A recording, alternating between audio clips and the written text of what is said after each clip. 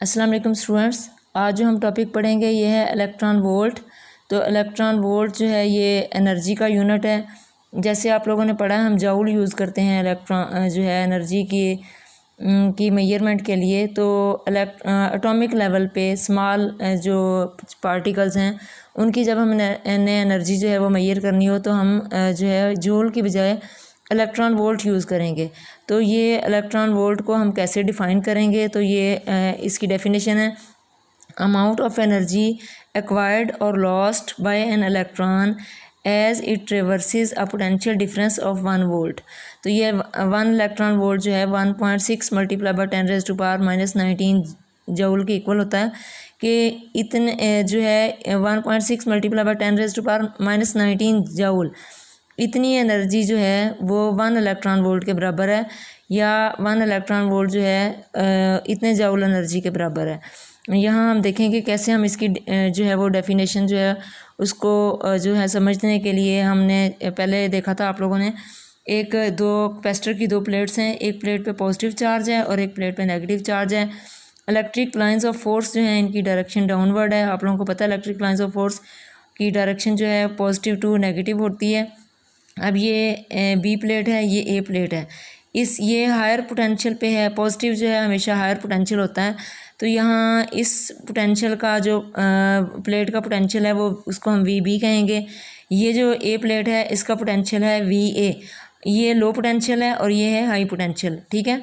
और आप लोगों को जैसे कि पहले भी देखा था कि अगर एक चार्ज पार्टिकल जो है एक टेस्ट चार्ज जो है उसको हम यहाँ बी और ए के दरमियान जो फील्ड है, इलेक्ट्रिक लाइंस ऑफ फोर्स हैं और फील्ड है, फील्ड की डायरेक्शन डाउनवर्ड है, इलेक्ट्रिक फील्ड की डायरेक्शन किधर है, डाउनवर्ड। तो हम अगर यहाँ एक टेस्ट चार्ज को छोड़ दें तो क्या होगा कि इलेक्ट्रिक लाइंस ऑफ फोर्स जो हैं इस पर एक्ट करेंगी, इस पर एक फोर्स एक्ट करेगी और ये जो चार्ज पार्टिकल है ये डाउनवर्ड डायरेक्शन में ए प्लेट की तरफ जो है वो मूव करेगा, काइनेटिक एनर्जी जो है वो गेन करेगा।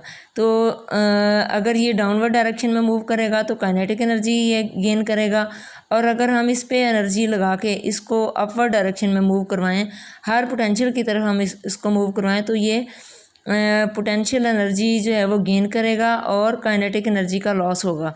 तो उसी को हमने कहा है अमाउंट ऑफ एनर्जी एक्वायर्ड कब, जब ये अपवर्ड डायरेक्शन में मूव करे, और लॉस्ट बाय एन इलेक्ट्रॉन। और लॉस कैसे होगी, जब हम यहाँ से छोड़ेंगे ये डाउनवर्ड डायरेक्शन में मूव करेगा तो पोटेंशियल एनर्जी का लॉस होगा by an electron as it traverses a potential difference of 1 volt. जब हमने इसको 1 वोल्ट का पोटेंशियल डिफरेंस, इस प्लेट और इस प्लेट के दरमियान पोटेंशियल डिफरेंस जो है वो 1 वोल्ट है, इसके दरमियान जब भी चार्ज पार्टिकल जो है मूव करेगा तो अगर ये अपवर्ड मूव करे तो पोटेंशियल एनर्जी गेन करेगा, अगर डाउनवर्ड मूव करे तो पोटेंशियल एनर्जी का लॉस होगा। तो जितनी एनर्जी ये गेन करेगा या लॉस करेगा वो उसको हम कहेंगे 1 इलेक्ट्रॉन वोल्ट। अब ये आप लोग ये जो है इलेक्ट्रॉन वोल्ट क्या है, यूनिट ऑफ एनर्जी है। हमने पहले एक इक्वेशन जो है पिछले टॉपिक में पढ़ी थी जिसमें हमने पोटेंशियल एनर्जी या एनर्जी को डिनोट किया था Q del V, change in energy is equal to Q del V. अब डेल वी क्या है, V B minus V A, यह हायर पोटेंशियल है, ये लोअर पोटेंशियल है, तो डेल वी की जगह हमने लिख दिया V B minus V A. तो क्यू हमारे पास यहाँ क्यू, ये जो क्यू है ये किसके इक्वल है, 1.6 मल्टीप्लाई बाय 10⁻⁻⁹ कूलम। एक इलेक्ट्रॉन जो है उस पर इतना चार्ज होता है, ठीक है। और इन दोनों प्लेट्स के दरमियान पोटेंशियल डिफरेंस डेल वी कितना है, 1 वोल्ट के इक्वल है। अब यहाँ ये इस इक्वेशन में ये वैल्यू हम पुट करेंगे, क्यू की जगह 1.6 मल्टीप्लाई बाय 10⁻⁻⁹ कूलम, और डेल वी की जगह हमने 1 वोल्ट ये पुट कर दिया।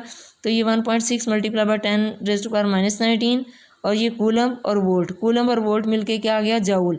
तो काइनेटिक एनर्जी जो इसने गेन की, kinetic energy, change in kinetic energy किसके इक्वल आई, 1.6 मल्टीप्लाई बाय 10⁻⁻⁹ जूल। ये बच्चों पोटेंशियल एनर्जी भी कह सकते हैं, काइनेटिक एनर्जी भी कह सकते हैं। अगर ये डाउनवर्ड डायरेक्शन में मूव करेगा तो काइनेटिक एनर्जी जो है ये गेन करेगा और पोटेंशियल एनर्जी का लॉस होगा, और अगर ये अपवर्ड डायरेक्शन में मूव करेगा तो पोटेंशियल एनर्जी का गेन होगा और काइनेटिक एनर्जी का लॉस होगा। तो यहाँ हमने क्योंकि ख़ुद ब खुद अगर मूव करे तो काइनेटिक एनर्जी गेन करेगा, तो हमने चेंज इन काइनेटिक एनर्जी से इसको डिनोट किया है। आप अगर ये अपवर्ड डायरेक्शन में मूव करे तो यहाँ पोटेंशियल एनर्जी भी आप लिख सकते हैं। तो ये है इलेक्ट्रॉन वोल्ट। बच्चों नेक्स्ट हमारा टॉपिक है इलेक्ट्रिक एंड ग्रेविटेशनल फोर्सेस, इनका कंपैरिजन है। इलेक्ट्रोस्टैटिक फोर्सेस आप लोगों ने पढ़ा है, जो कूलम्स लॉ ऑफ इलेक्ट्रोस्टैटिक्स में आप लोगों ने पढ़ा इलेक्ट्रिकल फोर्स, और न्यूटन्स लॉ ऑफ ग्रेविटेशन आप लोगों ने मैट्रिक में पढ़ा हुआ है ग्रेविटेशनल फोर्स। इन दोनों का कंपैरिजन, तो कंपैरिजन क्या है, नंबर 1 पॉइंट है बोथ आर कंजर्वेटिव फोर्सेस, दोनों जो हैं कंजर्वेटिव फोर्सेस हैं। कंजर्वेटिव फोर्सेस क्या होती हैं, ऐसी फोर्स जो कि पाथ पे जिसमें वर्क डन जो है, ऐसा फील्ड जिसमें वर्क डन जो है वो पाथ पे डिपेंड नहीं करता, ऐसे फील्ड को हम कंजर्वेटिव फील्ड कहते हैं। और जिस फोर्स की वजह से वो फील्ड कायम है उसको हम कहते हैं कंजर्वेटिव फोर्स। तो बोथ आर कंजर्वेटिव फोर्स आप लोगों ने जो है वो 4th चैप्टर आप लोगों ने फर्स्ट ईयर का जब पढ़ा था तो उसमें हमने एक प्रूफ किया था कि ग्रेविटेशनल फील्ड जो है उसमें हमने एक पॉइंट लिया था ए और एक पॉइंट सी लिया था, और हमने एक कोई भी बॉडी थी जो कि ए से सी पे मूव करके जा रही थी, या ये पाथ ले रही थी ए बी सी या ए डी सी, इस पाथ पे जा रही थी सी पॉइंट पे पहुंचने के लिए, या सी पॉइंट पे पहुंचने के लिए ये पाथ लिया। तो जिस पाथ पे भी वो मूव की आप लोगों ने देखा था कि जब सी पॉइंट पे ए से सी चाहे इस पाथ से पहुंचे चाहे इस पाथ से पहुंचे, वर्क डन जो है वो सेम है। इसका मतलब ये है कि वर्क डन जो है वो पाथ पे डिपेंड नहीं करता। तो ऐसे फील्ड को, क्योंकि ये ग्रेविटेशनल फील्ड था जिसमें हमने वर्क डन किया था, तो ग्रेविटेशनल फील्ड में जो है वो उसमें क्योंकि वर्क डन जो है वो पाथ पे डिपेंड नहीं करता, it means gravitational force is conservative force. इसी तरह से इलेक्ट्रिकल फोर्स में भी जब हम किसी भी चार्ज पार्टिकल को, फ़र्ज़ करें ये चार्ज पार्टिकल है, उसको हम यहाँ से यहाँ लेके आते हैं, इस पॉइंट पे लेके आते हैं, तो चाहे हम इस पाथ से लेके जाएं, चाहे हम इस पाथ से लेके जाएं, चाहे हम इस पाथ से लेके जाएं, इस चार्ज पार्टिकल को यहाँ से यहाँ लेके जाना है तो वर्क डन जो है वो सेम होगा। तो ऐसे फील्ड को कहते हैं कंजर्वेटिव फील्ड, और जिस फोर्स के फील्ड में वो काम हो रहा हो ऐसी फोर्स को कहते हैं कंजर्वेटिव फोर्स। तो दोनों जो हैं वो कंजर्वेटिव फोर्सेस हैं। नंबर 2 पॉइंट क्या है, both forces very inversely with the square of distance between 2 charges और 2 मासेस। क्या था, कूलम्स फोर्स आप लोगों ने पढ़ी थी, F = K Q1 Q2 over R square. तो यहाँ 2 चार्जेस के दरमियान देखें, ये एक पॉजिटिव चार्ज है एक नेगेटिव चार्ज है, कूलम फोर्स आप लोगों ने देखा था कि इनके दरमियान जो डिस्टेंस है उसके स्क्वायर के इन्वर्सली प्रोपोर्शनल है। इसी तरह से जब हमने न्यूटन्स लॉ ऑफ ग्रेविटेशन पढ़ा तो न्यूटन्स लॉ ऑफ ग्रेविटेशन में भी हमने पढ़ा था कि ग्रेविटेशनल फोर्स जो है कोई भी दो मासेस हों, एक का मास m1 है, दूसरा मास जो है वो m2 है, और इनके सेंटर्स के दरमियान डिस्टेंस जो है वो r है। तो ग्रेविटेशनल फोर्स जो है वो भी दो मासेस के सेंटर्स के दरमियान डिस्टेंस के स्क्वायर के इन्वर्सली प्रोपोर्शनल है ग्रेविटेशनल फोर्स जो है। और यहाँ जो इलेक्ट्रोस्टैटिक फोर्स है, दो चार्जेस के दरमियान डिस्टेंस के स्क्वायर के इन्वर्सली प्रोपोर्शनल है। तो दोनों जो हैं कैसे वेरी करती हैं, inversely with the square of distance between 2 charges, ये 2 चार्जेस के दरमियान, और 2 मासेस। तो ग्रेविटेशनल फोर्स 2 मासेस के दरमियान है, दोनों जो है इन्वर्स स्क्वायर लॉ को ओबे करती हैं। इसको कहते हैं inverse square law. F is directly proportional to 1 over R square, this is inverse square law. तो बोथ जो हैं वो follow inverse square law. Third point हम देखेंगे, G की value 6.673 multiply by 10⁻⁻11 newton metre square पर किलोग्राम स्क्वायर। और K की वैल्यू, इस G की वैल्यू मैंने आपको बताई है। अब K की वैल्यू, K जो है कांस्टेंट है इलेक्ट्रोस्टैटिक फोर्स में, और G जो है वो कांस्टेंट है ग्रेविटेशनल फोर्स के अंदर। तो यहाँ K की वैल्यू है 9 × 10⁻9 न्यूटन मीटर स्क्वायर पर कूलम स्क्वायर। तो दोनों जो हैं ये देखें आप 10⁻, G की वैल्यू 10⁻⁻11 है, और K की वैल्यू जो है 10⁻9, ये -11 और ये 9, तो 20 का डिफरेंस है इनके दरमियान।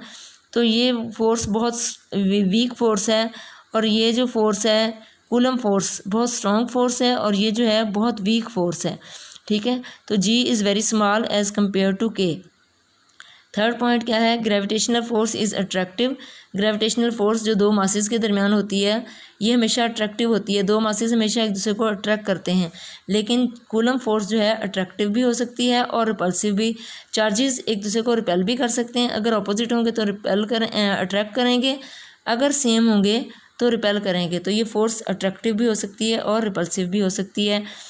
5 पॉइंट या आखिरी पॉइंट है, electrostatic force is medium dependent and can be shielded. आप लोगों ने देखा था कि इलेक्ट्रोस्टैटिक फोर्स जो है दो चार्जेस के दरमियान जो फोर्स होती है ये मीडियम पे डिपेंड करती है कि हमने चार्जेस के दरमियान मीडियम क्या रखा, आया फ्री स्पेस है या हमने इसके दरमियान कोई भी इंसुलेटर रख दिया, जिसको मैंने आपको बताया था कि डाइलेक्ट्रिक भी कहते हैं। जब हम चार्जेस कैपेसिटर की प्लेट्स के दरमियान रख देते हैं तो उसको हम डाइलेक्ट्रिक भी कहते हैं। तो मीडियम पे डिपेंड करती है कि इसके दरमियान दो चार्जेस के दरमियान फ्री स्पेस है या इनके दरमियान कोई भी मीडियम इन्वॉल्व है, तो उस पर डिपेंड करती है। और एंड कैन बी शील्डेड, कैसे शील्ड, कैसे कि जब कोई भी हमारे पास एक कंडक्टर है, जब हम इसको कोई भी चार्ज दे देते हैं तो चार्ज जो है अंदर इसके कोई चार्ज नहीं रहता, सारा का सारा चार्ज जो है आउटर सरफेस पे चला जाता है, अंदर इसके कोई चार्ज नहीं है। इसको हम कहते हैं शील्ड कर दिया हमने इसको, ये जो बॉडी है इसको हमने चार्जेस जो है वो शील्ड हो गए कि बाहर चले गए, ये महफूज हो गई बॉडी, अंदर कोई चार्ज नहीं है, तो can be shielded. While gravitational force do not have this property, gravitational force में ये प्रॉपर्टी नहीं होती कि वो तो जो है वो उनके दरमियान मीडियम पे भी डिपेंड नहीं करती। और दूसरा ये है कि जो है ग्रेविटेशनल फोर्स में इस तरह से, जैसे आपको बताया कि इसको फोर्स को जो है इलेक्ट्रिक फोर्स को शील्ड किया जा सकता है, इसमें इस तरह का भी कोई चक्कर नहीं है, तो इसमें ये प्रॉपर्टी नहीं होती। तो ये है बच्चों इलेक्ट्रिक और ग्रेविटेशनल फोर्सेस का आपस में कंपैरिजन, ये है हमारा आज का टॉपिक।